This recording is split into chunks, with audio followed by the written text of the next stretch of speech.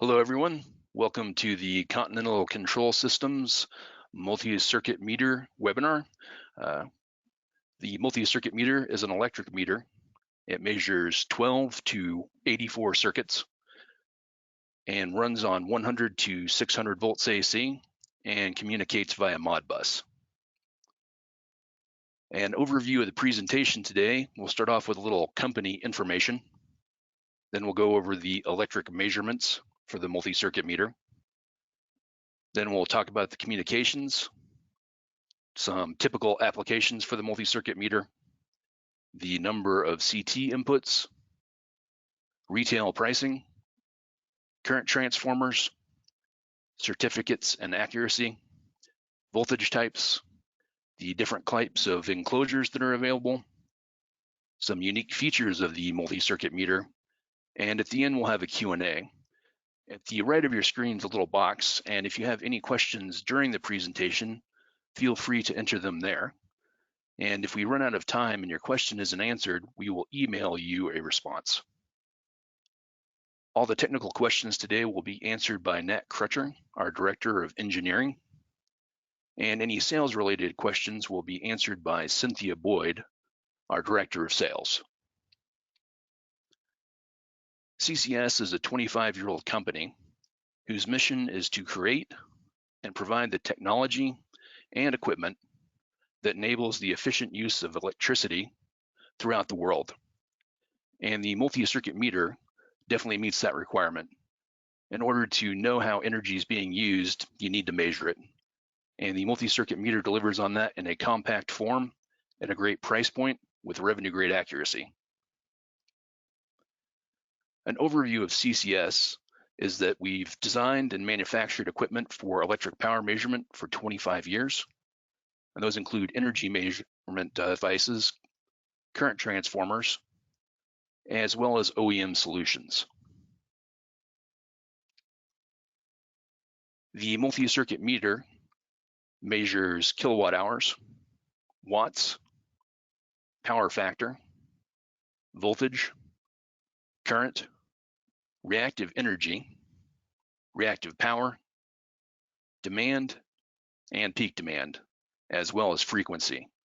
For a full list of measurements, please visit the website, which is www.ctlsys.com.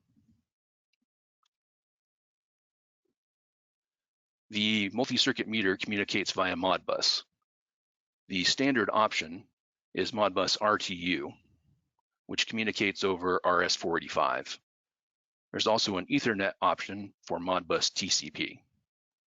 Continental Control Systems is also a modbus.org member. Some typical applications for the multi-circuit meter, wherever there's a high density of circuits. This could include data centers, hospitals, commercial buildings, schools, retail environments, government facilities, as well as industrial facilities.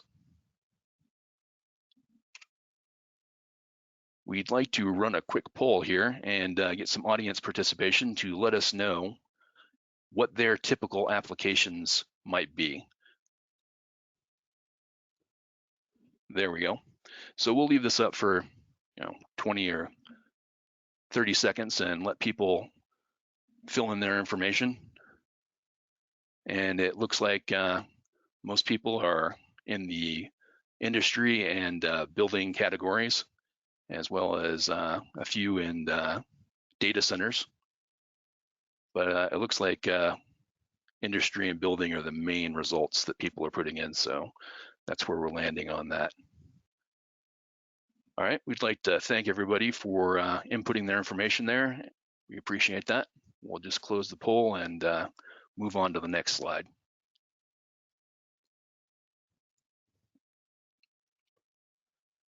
The number of CT inputs for the multi-circuit meter can be ordered in blocks of 12, from 12 to 84. And this is accomplished through the use of two boards, the main board and the CT expansion board. So in the diagram here is the main board, and here is the CT expansion board. And a picture of the actual product here, the main board is here, and then the CT expansion board is over here. So the main board has the communications connections, which in the picture of the product is the Modbus RTU, and then the voltage input is here on the main board, as well as the ability to configure the Modbus addresses here. And then there's also 12 CT inputs on the main board. The CT expansion board has 12 additional CT inputs. So if you ordered the 36 CT input model, you'd receive one main board and 2 expansion boards.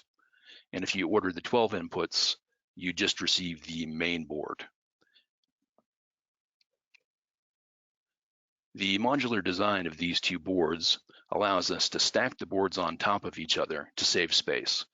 In the picture on the right, you can see the enclosure is 16 inches by 14 inches, and you can have up to 84 CT inputs in this NEMA box. You're also able to save some time with this modular design because the voltage connection is shared between all the CT boards, so there's just one connection, as well as one communications connection. And in the picture here, you can see that the boards are stacked at the back, but it might be a little hard to tell. Thus, in the diagram, you can see how the boards would be stacked to help save space. Retail pricing for the multi-circuit meter starts off at $600 for 12 circuits, and then goes up by $300 for each expansion board for CTs that is added. And this gives us $29 to $50 a circuit at retail pricing. So current transformers for the multi-circuit meter support industry standard 1/3 of a volt output CTs. And standard offerings for the split core window size include the 0.35 inch opening, which is pictured here, 3/4 of an inch, pictured here, 1 1/4 inch, 2 inch, as well as 4 inch. Custom sizes are also available. Rogowski coils are also available. These are the flexible style of CTs, often called a rope CT, and that's pictured here. And these come with a diameter of 3 inch, 4.5 inch, 7 inch, and 12 inch. CT accuracy classes are available in class 0.3, class 0.6, and class 1.0. To see an overview of the CTs that are available, please visit the website at www.ctlsys.com/products/current-transformers. Certifications for the multi-circuit meter for safety are UL 508A. CCS is a UL 508A panel shop. And for FCC, the multi-circuit meter is Class B. The multi-circuit is available in ANSI Class C12.1 and C12.20, Class 0.5. In order to get that kind of system accuracy, you need to choose the appropriate CT. For the ANSI C12.1, you need to use a CT with option C0.6 or better. And for ANSI C12.20, Class 0.5, you should use a CT with option C0.3 or better. The voltage types for the multi-circuit meter are 100 to 600 volts AC. This includes single phase and 3-phase, Y or delta, and with or without a neutral. The enclosures that are available for the multi-circuit meter are available in 2 sizes, in steel or fiberglass. The smaller size is 12 inches by 12 inches by 6, and the larger size is 16 by 14 by 6 for the metal enclosure, and another 2 inches in depth for the fiberglass enclosure. I'd like to poll the audience again to see what the number of expected CT inputs is for their typical applications. If you'd care to let us know what the number of CT inputs that you'd normally be expected to use in the field, go ahead and enter that information now. And it's looking like the majority of people are entering 12 CT inputs, and then followed up closely by 24, and then a few with 36. And it looks like that trend is continuing to hold. And we'll just give everybody a few seconds to put some final votes in. And we appreciate everybody participating in that. Thank you very much.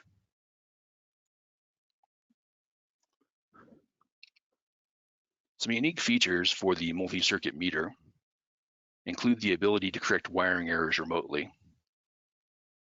You can do this by assigning a CT to a different phase, or you can reverse a CT that's been installed backwards.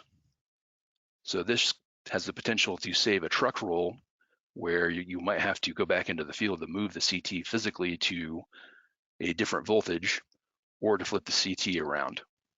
There are also diagnostic LEDs to help the installer get everything installed correctly while he's in the field. The multi-circuit meter is also SunSpec compliant. So to review, the CT inputs for the multi-circuit meter can be ordered in blocks of 12 to 84. Retail pricing is $29 to $50 a circuit. Accuracy is available in ANSI class C12.20 and C12.1. You have the ability to correct wiring errors remotely.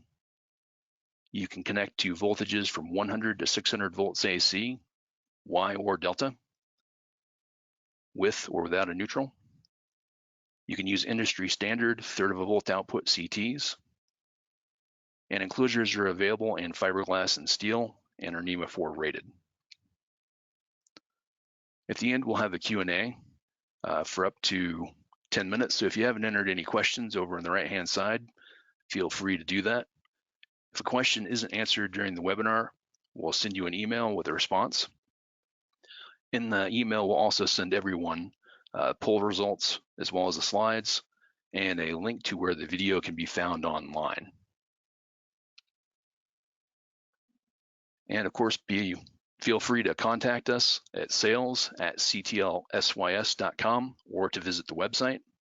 And I'll now turn things over to Nat Crutcher, who will run the Q&A section. Thank you, Sam. So we've got some questions that came in. I've been answering some of these already, but I'll go ahead and reread them for anyone who hasn't seen the answers. So the first question was, do you know if the version of Modbus you were using is compatible with the Obvious brand loggers? So the answer is that our meters have been used with Obvious loggers in the past successfully. They work well. We have not yet tested the MCM with an Obvious logger, but the Modbus interface is the same, and we expect that it will work just fine. Second question, is the meter approved for New York PSC? And the answer is that we have not yet sought or received New York PSC approval. Feel free to contact our sales department and we can discuss that offline. That's certainly something we're willing to look into. Another question is, can we mix and match CTs? And the answer there is that you can use different sizes, different models, different rated amperages of CTs on each of the different inputs. So you don't have to use the same CT. Obviously, if you've got a single load that has multiple CTs, like a 3-phase motor, you would want to use the same model of CT for each of those phases for that single load. But other than that, yes, you can mix and match all you want. The next question is, can I meet the California energy logging requirement? And yes, we have implemented a feature to be able to do that as well. So it does have 7 days worth of logging built in. Are they available without the enclosure? That's something we would want to discuss offline. We can provide them that way, but we would have to work with you a little bit. The boards themselves are UL recognized to 61010. that go inside the enclosure, and then the overall enclosure is UL 508A listed. So if you buy the boards, you would then need to incorporate them into some enclosure to get a listed product. But yes, that's something we can talk about. So feel free to contact sales after the meeting to get more information on that. The next question is, how are the meters configured? And so generally there's actually two different parts of configuration. For the communications, we have a dip switch, actually two different dip switches. One lets you configure the address of the first submeter within the set, and then the subsequent ones are all incremented one up from that. It also lets you set up 4 different baud rates. And then we have a separate dip switch that lets you set RS-485 termination and biasing. Beyond that, all the configuration is done over the Modbus interface. So we have registers to configure the rated current transformer amperage, to configure things like if you want to flip current transformers because say the one got installed backwards, or if you want to reassign which current transformer goes with which voltage phase. All that's done over the Modbus interface, as well as any other types of configuration like averaging, demand intervals, those types of things are all done over the Modbus interface. Do you offer any other communication protocols?